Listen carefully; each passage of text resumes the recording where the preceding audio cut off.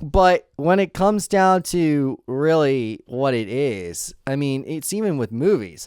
Like, I ran across this article one time. It was by this, I don't know, I've never even heard of this article site. It was this guy doing a ranking of all the DCU movies. And he had the Zack Snyder's cut of Justice League at like number 12 and Man of Steel at like number 5. And they had Wonder Woman as number 1. Now, I'm not against anything against women or anything like that. You know that. I try to stay away from any of that. But what gets me is the whole thing with what's it called? It's called superhero movies. And how good they are, and the fans know that they're good. And the fans will actually give good reviews. A couple review YouTubers that I would have to say that actually give good rankings of these movies. One of them, I would have to say, is one of my personal favorites and I watch a lot, is the Doom Blazer. And another one is an up-and-coming small YouTuber named Sammy J Reacts. And he's a great guy. He's a great YouTuber. Amazing commenter. And he does really good reviews on movies. Yeah. I mean, I get it. Like, everybody has their own opinion, and I understand that. But you gotta understand something here, okay? You cannot go saying that Zack Snyder's Justice League is not the best movie in the DCU without receiving, like comments like, well, I mean, you could argue with that with something like, Man of Steel. I would agree. I could even argue the fact that Man of Steel is slightly better than Zack Snyder's Justice League. And I can say the same thing about Wonder Woman. I can say the same thing about that film. That film could go toe-to-toe with Man of Steel any day. I think that both films are superb, and they do the job right. Aquaman is a great movie. It just needed a little bit less CGI and a little bit more character focus. But yeah, the whole thing with the journalism industry right now and the news industry, you can't trust anything. I mean, you really can't. Not even with movie reviews sometimes, because they'll review the movie and you're like, wait a minute, that does not sound right from what people are saying online. Because people are saying that this is an absolute banger, but they're saying it's an absolute trash heap. Yeah, I don't know about that one, friend.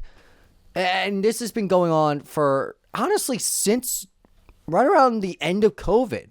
Right around the end of COVID, when everything turned to shit around the world. I mean, yeah, yeah, you get it. The whole thing is that these journalism people need to start opening their minds a little bit and realizing who they're actually going up against here, especially when you're talking about Marvel and DC. Yeah, you're getting into some rough territory there. You better know what you're talking about, and you better have watched those movies, because, man, you're going to screw yourself. That's what's going to happen.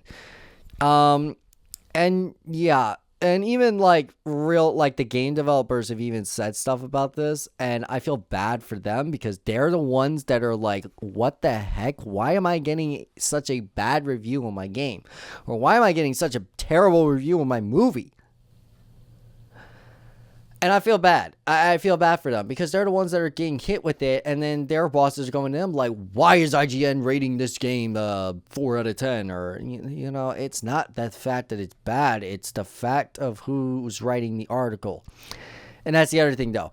There are certain journalists in IGN that give very good reviews and they go thorough into the game. While there's the other ones that do the bare minimum and play the game for like an hour. They only put in about 2-3 hours of gameplay and they call it quits. And then they leave the game a bad review when they haven't even gotten into the full story.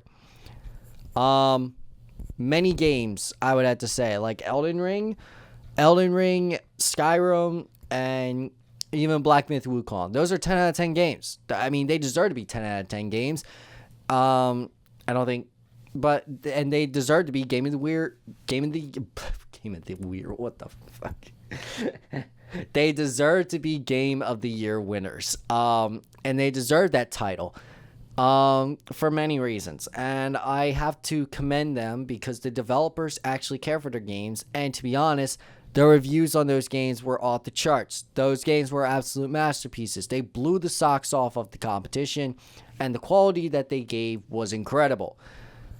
Yeah. overall, I just think that some things just need to change management-wise. I mean, this is a little bit shorter video. I mean, not too much, but it's a little bit shorter. But what I want you to keep in mind is that there are good journalists out there. There are good people out there. There was a really good video or a couple good videos. I don't know if you guys have ever heard of the Yak Man. Go check him out. He interviews a Bungie employee, an ex-Bungie employee, who worked on the first 3 Halo games and also worked on beginning stages of Destiny.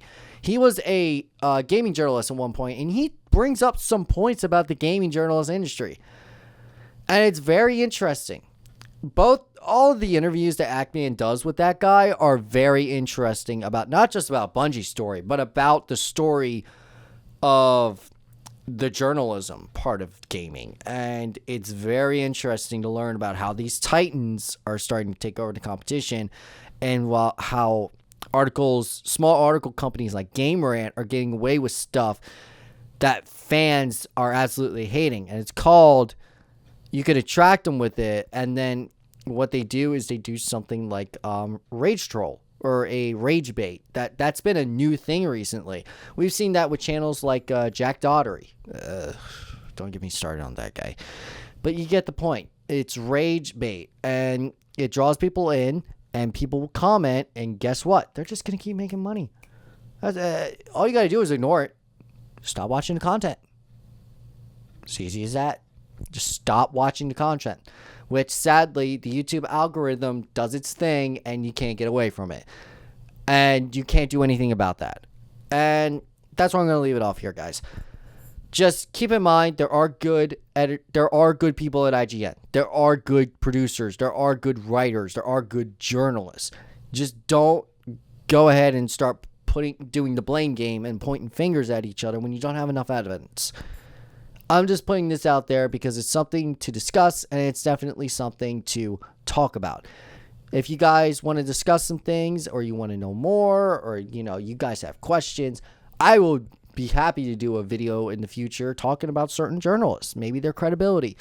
Heck, maybe if I get enough notice on here, maybe I can actually pull one of them for an interview. That would be great, and I'd be totally down for that. So guys, leave ideas down below. Like, sub, you guys know the drill. I mean, it's YouTube practically. You guys know how to use this app by now. Anyway, I'll catch you in the next one. Peace.